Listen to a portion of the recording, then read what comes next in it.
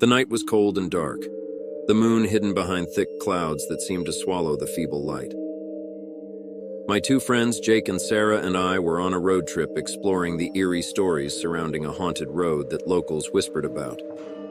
They called it Haven's Way, a desolate stretch of asphalt winding through dense woods. As we drove deeper into the night, the atmosphere became increasingly unsettling. The trees loomed over us like skeletal fingers, their branches reaching out as if trying to grasp onto anything that dared to trespass into their territory.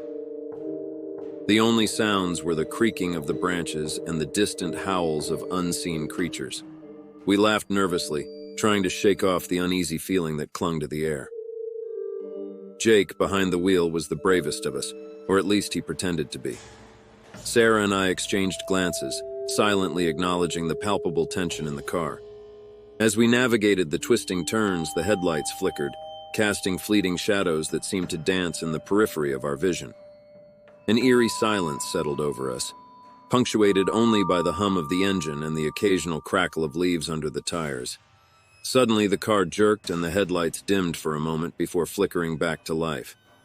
Jake cursed and struggled to regain control. I peered through the windshield, my heart pounding. In the beam of the headlights, a figure appeared. A woman in a tattered white gown, her hair hanging like a curtain over her face. She stood motionless in the middle of the road. "Jake, watch out!"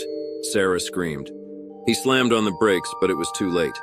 The car skidded, and we collided with the ghostly figure. The impact was accompanied by an otherworldly wail that sent shivers down our spines.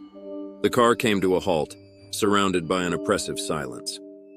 Fear gripped us as we slowly looked around, realizing the figure was gone. Sarah's hand trembled as she reached for the door handle. Reluctantly, we stepped out into the chilling night. There, in the faint glow of the moon, we saw the ghostly woman standing a few feet away. Her eyes, void of any humanity, fixated on us. Panic set in, and we sprinted back to the car, fumbling with the keys. As we sped away, the atmosphere inside the car was thick with terror. Sarah gasped as she pointed to the rearview mirror. The ghostly figure was now sitting in the back seat, her lifeless eyes staring at us. The air turned icy, and the car swerved uncontrollably. Suddenly, Jake let out a guttural scream. The ghostly figure's cold hands enveloped him, and the car careened off the road, crashing into a gnarled tree. The impact echoed through the night. Sarah and I, battered and disoriented, crawled out of the wreckage.